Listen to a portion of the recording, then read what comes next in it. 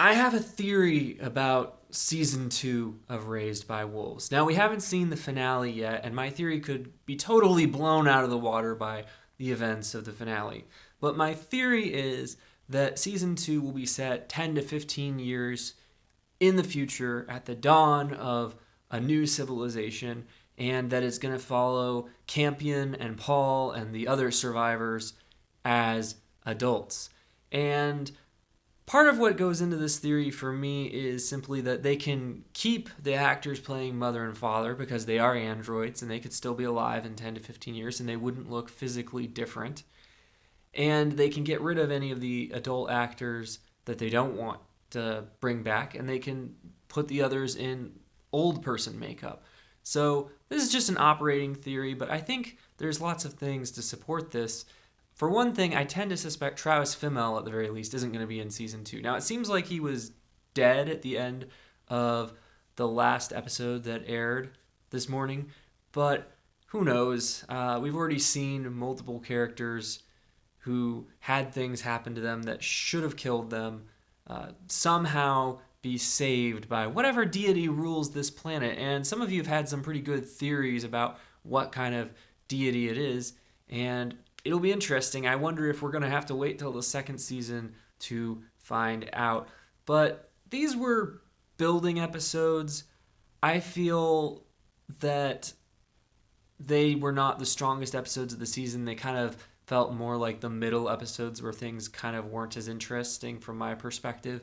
But I think that the finale will probably go out with a bang and not with a whimper. But there are signs that this show could become overly convoluted and messy by the end and lose a lot of the goodwill that it's gained with a great many viewers. And I'm kind of concerned that it will do that. Lately, the trend with season finales is to leave a ton of dangling questions and just assume that the viewers will stick around without any kind of gratification to tide them over until the next season.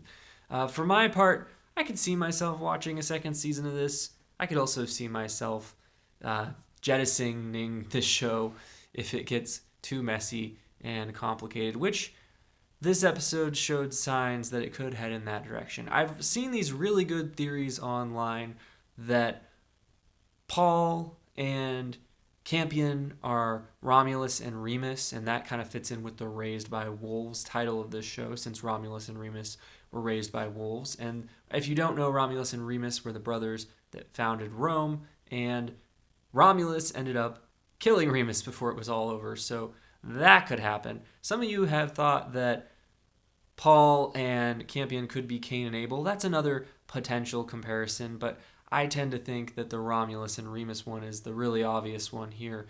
And I think that flashing forward 10 to 15 years next season will allow us to see these characters as adults, allow us to kind of see how they have grown up, and allow us just to see the dawn of a new civilization. Because I think that they need to shake things up with this show. I think they need a soft reboot, because I think that a lot of this stuff has started to stagnate from my perspective. We need new visuals. We need the introduction of new elements, I think, personally. Now, there were some good things in this episode. I did mention that I felt the pacing flagged a little bit, but we got to see Marcus going to the dark side of religion. He's very, very much become a fanatic thanks to these visions he had. And I have to say that I'm not completely buying that he would have become this crazy this quickly. I think that this is oftentimes how fanatical characters get portrayed in television shows, and I think that in a show this short with this many characters, it's probably hard for them to fully develop his transition from the affable leader that he started out to this character that he's become. And it's interesting to see him wielding this religious power that he's never really trusted in before now, but kind of using it to justify whatever he does. It eventually kind of comes to bite him in the back when one of his followers comes to suspect the truth about who Marcus really is. And it seems like he could be dead, but we've already seen, multiple resurrections on this show, so I'm not necessarily buying it. I kind of suspect that in the finale, Marcus will be back to get revenge on the person who attempted to kill him. But that's just a suspicion. I feel like they gave a lot of backstory to Sue, particularly in the first episode that aired last night, Mass. And I kind of suspect that this means she won't be with us for the second season either. A lot of this backstory didn't really seem necessary from the perspective of the plot. It seemed more to me as if they were just trying to flesh out this character to maximize the impact, potentially, of her death. Thankfully, Father is back, thanks to Hunter, who cracked the code. I thought that was a cool twist that Father had been tapping the code in Morse code the entire time, and I think that I'm glad to see him back. I forgot to mention last week, I really felt like the actor playing Father did a really, really nice job portraying Father in this different mode. We've gotten to see him be this really, really human android, in some ways the most humane character on the show. And we've gotten to see him almost killed twice and then turned into a mindless servant. So it's good to have him back. Few things touched my heart more in the last 2 episodes than the scene where Campion asked for proof that Father was back and Father said, knock, knock. And that reunion was really quite touching to me. I don't buy most of the relationships in the show. I think this show is very, very strong at ideas, but when it comes to creating human characters that leave an indelible impact, I feel like it's a little bit lacking.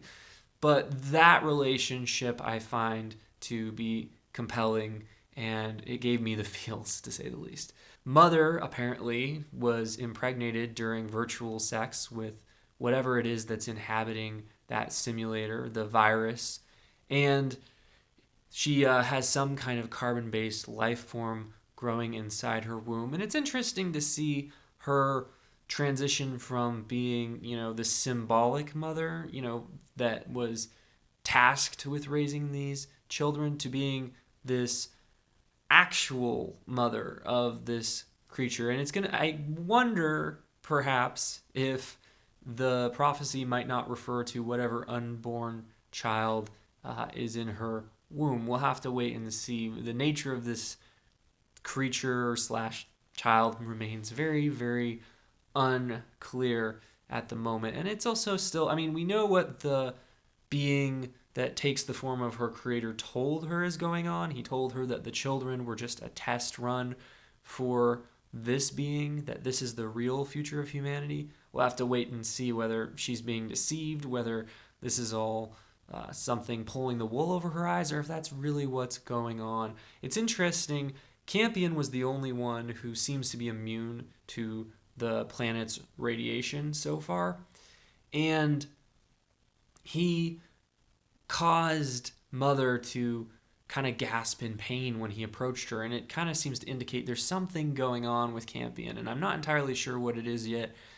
Maybe some of you have theories, but I'm interested to find out what it is. I definitely think there's been hints that there's more to this than meets the eye.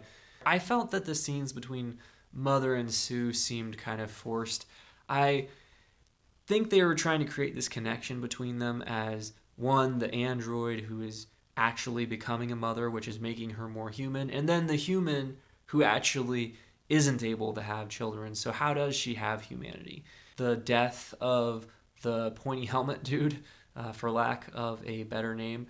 And I could tell from the way that this was set up that sooner or later Tempest was going to avenge herself on her rapist. And I felt like this character was kind of wasted. I kind of felt like they had built him up for more. I felt like they had built him up to be a major villain, to perhaps even be the leader that represents Saul, but for him to go out so quickly, to have his head shredded when Tempest separates him from his android, that to me just seemed like a really, really quick resolution, and I kind of felt like he needed to suffer more. It's interesting that the blood flow got reversed from Mother back into the pointy helmet dude. I kind of don't know why that happened. It seems as if the interventions of whatever the deity is on this planet are kind of capricious, don't make a lot of sense, and you could kind of take whatever meaning from them you want to, which may be a commentary on how seeming acts of God play out in real life. We also got some interesting scenes with Hunter having his hand shoved into the side of the tall, inexplicable structure that burned the leader of the Mithraic cult to death in the third episode, I believe, or fourth episode. I forget which. At any rate, and somehow he came out unharmed. And it's interesting because they took it as a sign the first time a character was burned to death. And this time, they also took it as a sign. But once again, this seems to point to the capriciousness of whatever force rules this planet. Sometimes it results in people getting killed, and sometimes it inexplicably saves people's lives.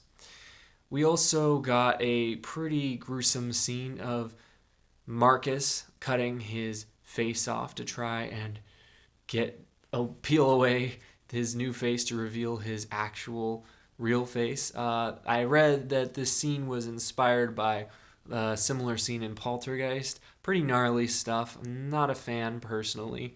We also got a very, very interesting moment where Mother was attacked by one of the creatures on the planet, and once again, they seem to be going out of their way to indicate that these creatures, which at first seem to act very, very savage, might not actually have bad intentions, because it seemed like it was going to attack her and eat her, but then it held back before Mother ended up killing it. And there was an early episode where a creature was killed by Tempest, and only for the characters to discover that the creature was a mother and that it had been trying to kill in order to feed its young. And someone commented on one of these videos that they think that potentially the big reveal at the end of this season is going to be that these creatures have human level intelligence and emotions, and that the main characters, of course, have been hunting and killing them as though they were animals this